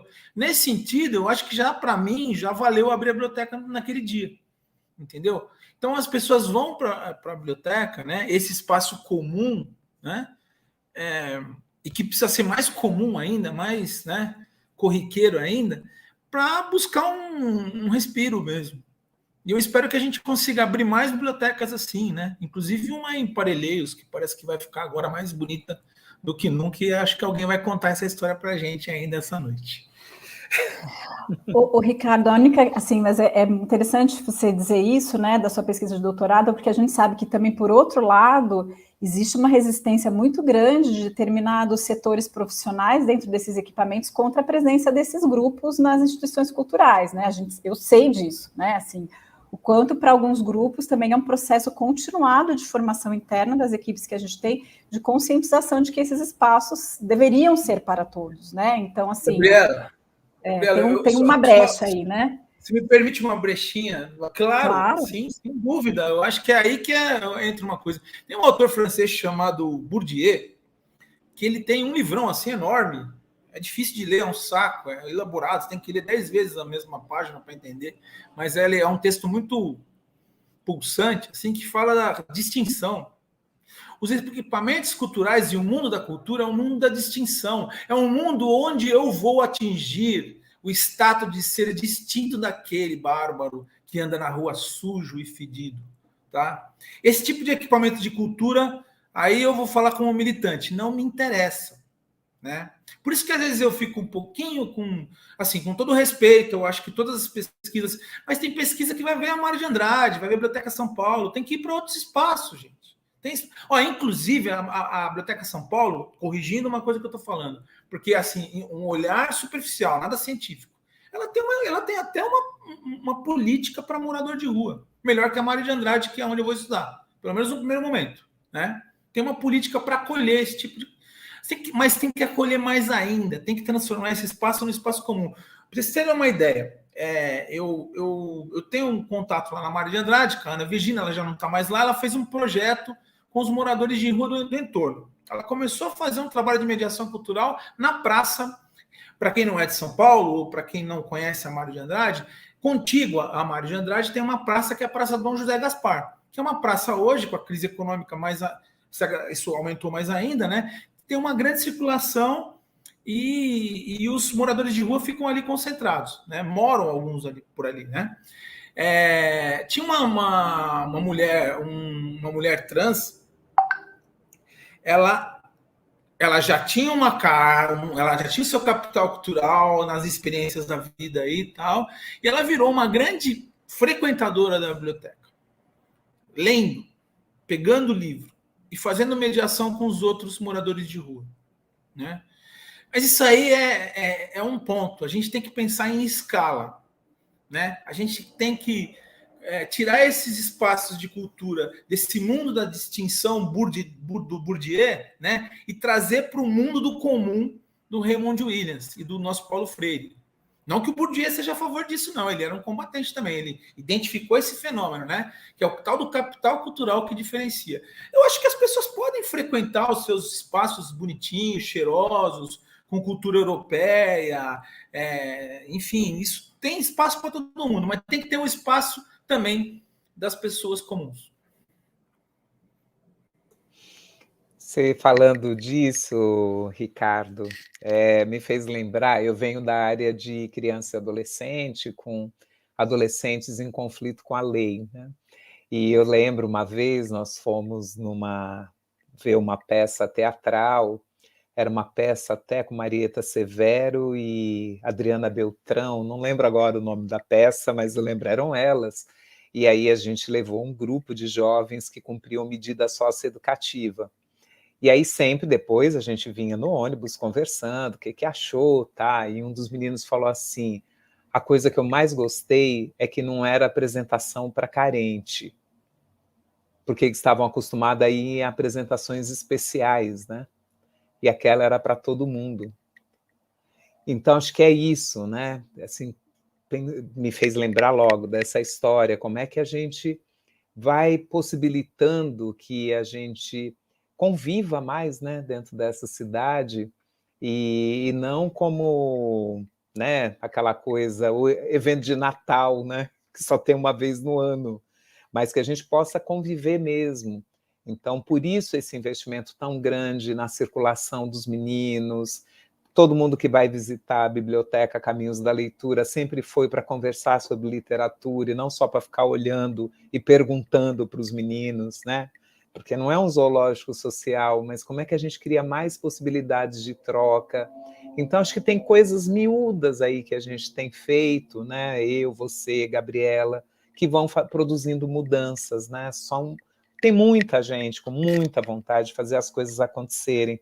E a auxiliadora perguntou se como continuam as ações, né? No site do IBEAC, que já colocaram aí, tem lá as formas de contribuir, né? Quem quer contribuir com essa questão do pão, poesia, proteção e plantio. Então, lá a gente explica, tem desde doação de tecido, mas tem também doação de alimento, doação de recurso para as famílias, tem lá o nosso relatório do que a gente tem feito até agora. Eu estou falando aqui de São Paulo, mas a Rede Nacional de Bibliotecas Comunitárias faz a mesma coisa, continuam com essas ações no Brasil todo.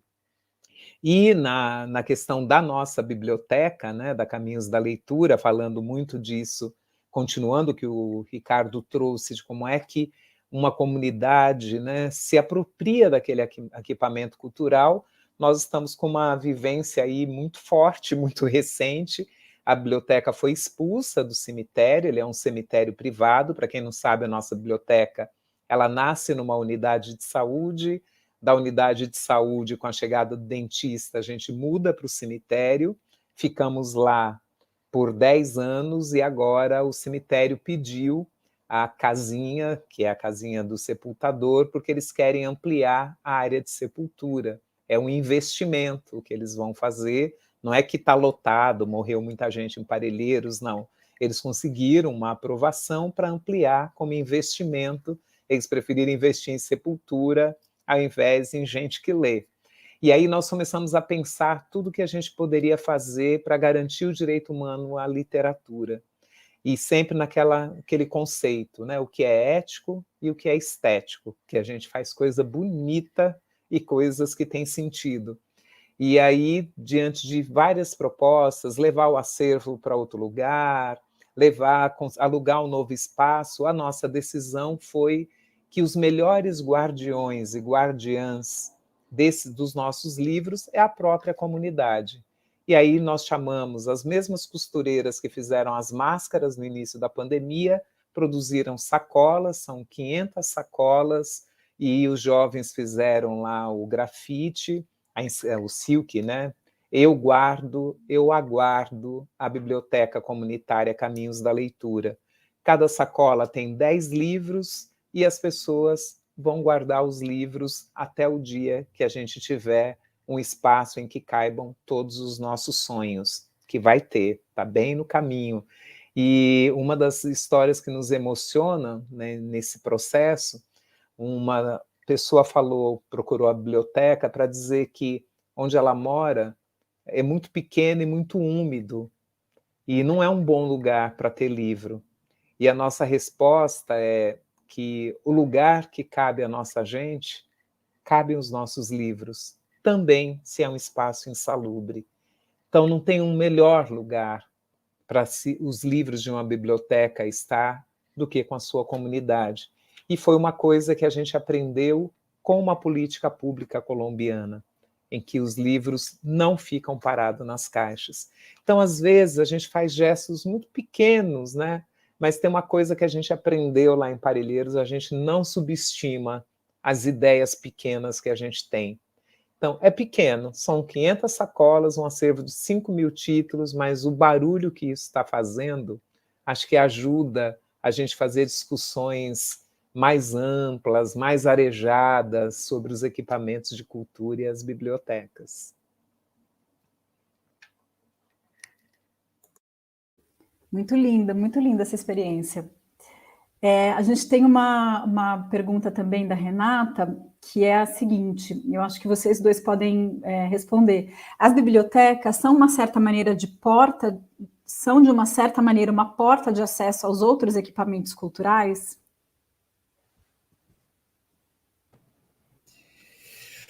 Bom, pode ser. Eu acho que é um jeito,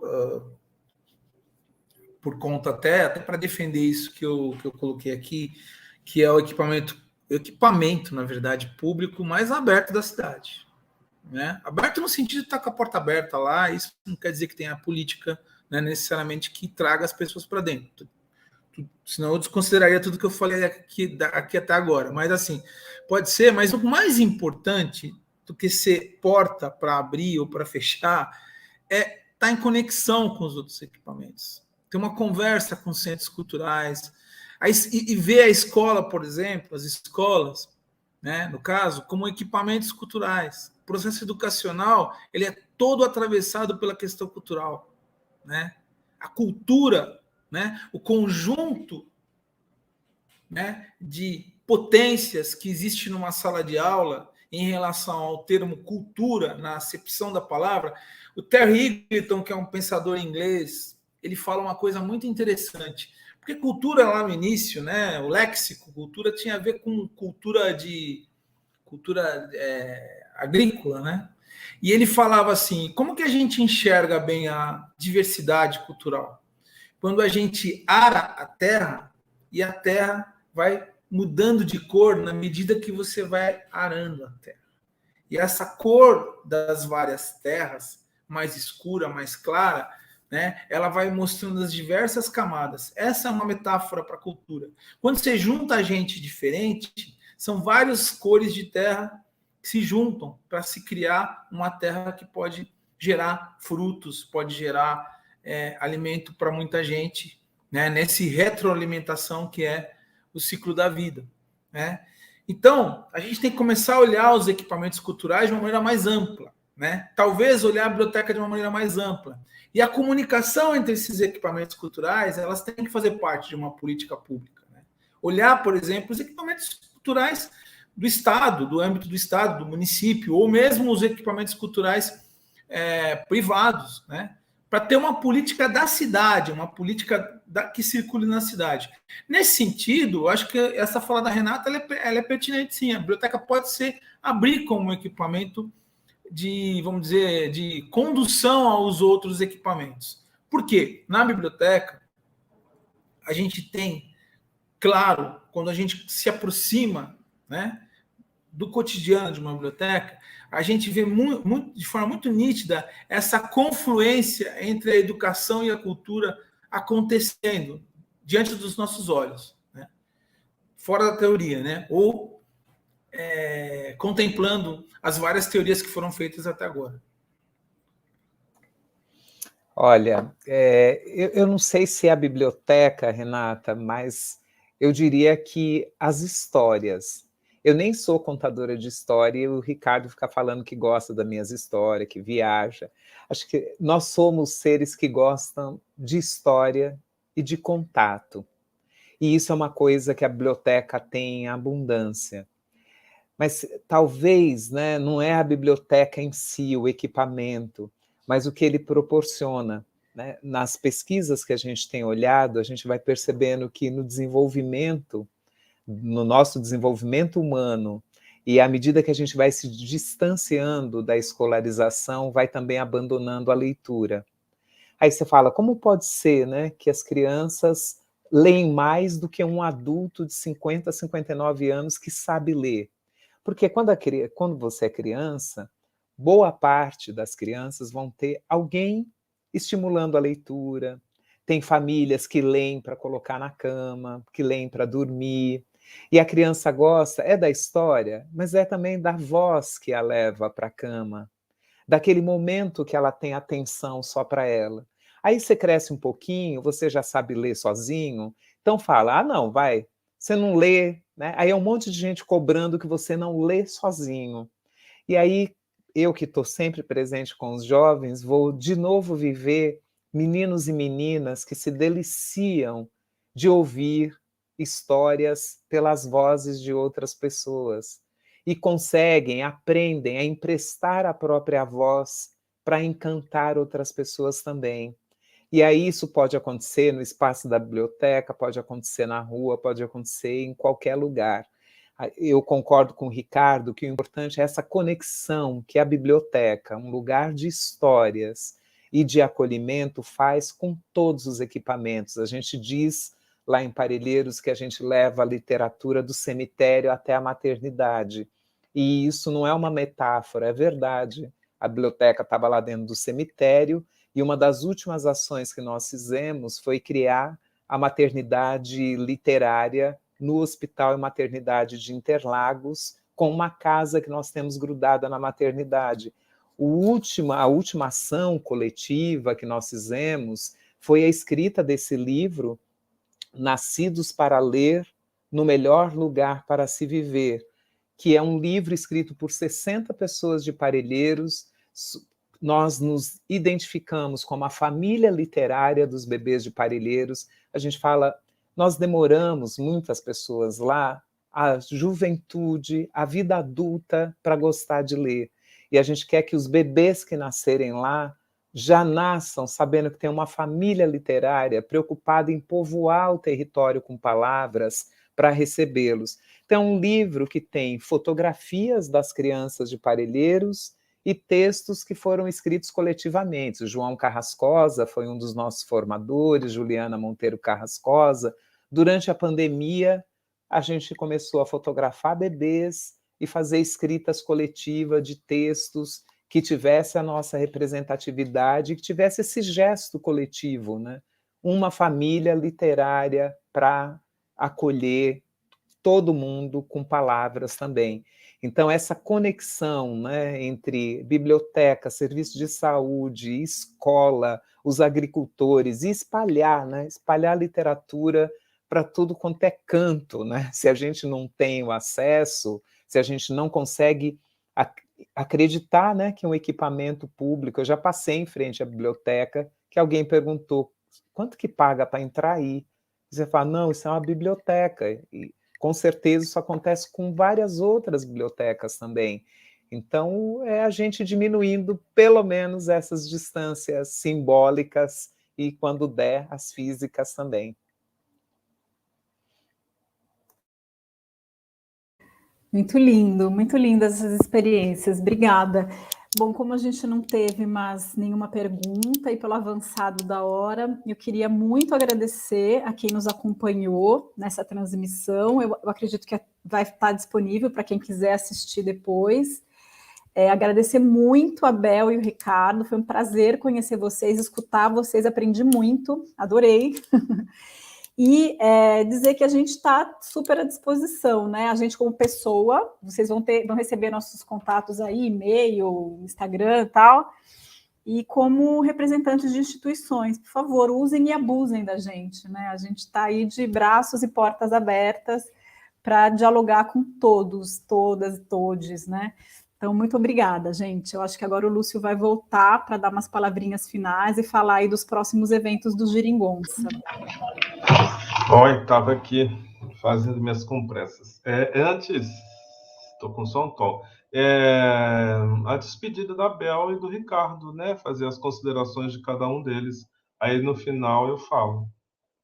Desculpa, claro. Se vocês quiserem acrescentar mais alguma coisa, fiquem super à vontade. Eu já fiz o encerramento, mas não, volta tudo, volta a fita. Não, só as considerações finais, tradição aqui do Geringonça. É tradição. Então, olha, agradecer muito quem acompanhou a gente até agora. Eu fico sempre muito feliz e emocionada em pensar que a cultura, a literatura, bibliotecas, museus, ainda mobilizam pessoas para defendê-los com esses equipamentos, como a gente já lutou por escola, já lutou por serviço de saúde, que a gente siga lutando pelo direito humano à cultura com a mesma intensidade.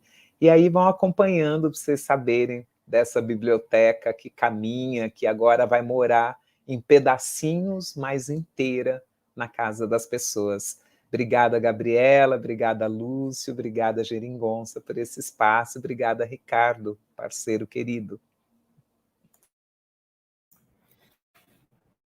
Bom, para finalizar, assim, primeiro que eu acho que a gente tem que ter mais geringonças, né? E explico, né? Não estou aqui fazendo um comentário genérico, não. Desde o início eu percebi o cuidado que vocês têm com a elaboração do que se vai falar, né? Às vezes a gente não consegue participar com tanta intensidade porque a gente está fazendo 1000 coisas em paralelo, né? E aí a gente fica ali dando uma observação aqui, uma observação ali, mas isso já reputa o quanto que o programa é sério, o quanto que as pessoas que estão envolvidas têm seriedade e estão querendo fazer uma coisa bacana, né? Isso já de início eu peguei e gostei, né?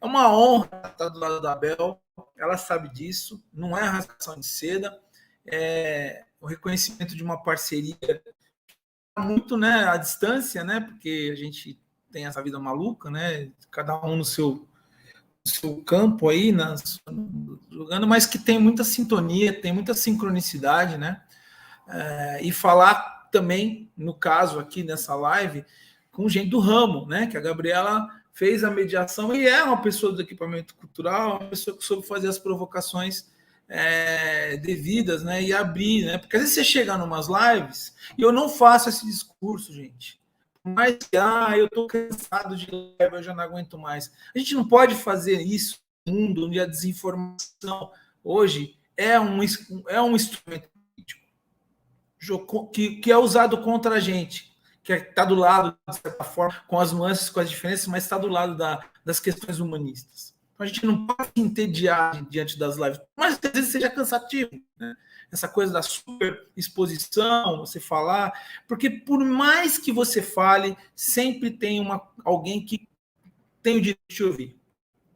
E você tem que sempre falar o melhor para essa pessoa que está ouvindo. Porque senão a gente joga tudo na lata de lixo que nós falamos agora do processo freiriano de participação, dialético, dialógico, né? Da educação aí constante, né? Então é geringonça, né? A gente vai precisar de geringonça nessa eleição agora aí que vai rolar, né?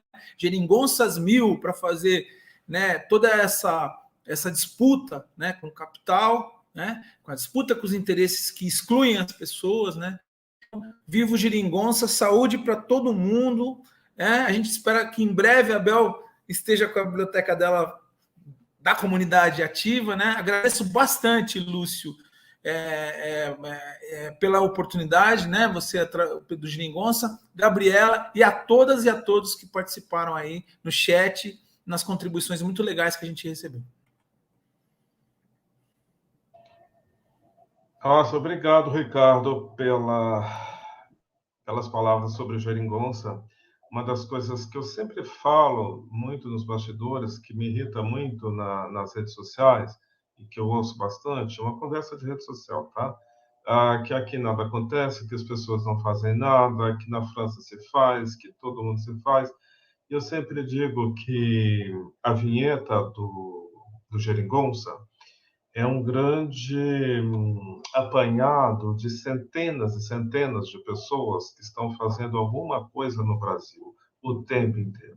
Hoje, mais uma vez, nós estamos diante de 3 pessoas, 3 convidados, né, que a Gabriela também, né, ela passou, além de uma simples mediadora, 3 pessoas que estão fazendo, mas não estão fazendo sozinhas. Todas elas tem gente por trás. Então, assim, nós estamos fazendo. Ouvir Ricardo e Abel é a prova disso. As coisas estão fazendo. Mas como ninguém quebrou vidraça, ninguém queimou a estátua, dá essa impressão de que ninguém está fazendo nada. Estamos fazendo. no final das palavras da Isabel, ela fez que quase que um breve resgate histórico de todas as lutas sociais que teve no Brasil, né? Lutamos por escolas, lutamos por saúde, e lutamos por cultura também, e lutamos pelo reconhecimento das pessoas mais simples, né, no nosso país. O trabalho dos três é maravilhoso nesse sentido. Então, mais um geringonça que traz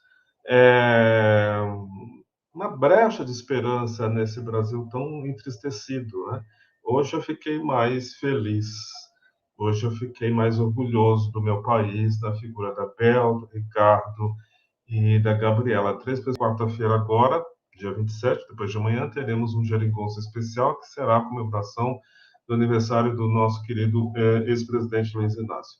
A semana que vem a gente está de volta, sempre às 19 horas, sempre com uma temática que nos auxilie, que nos alimente para enfrentar esse mundo terrível, fascista e neoliberal. E só reforçando mais uma vez, nós somos 100% a favor da ciência. Vacina no braço, comida no prato, máscara, álcool gel e distanciamento social. São os lemas endossados por nós do Geringonça. Vocês fiquem aí um pouquinho que a gente bate um papo nos bastidores.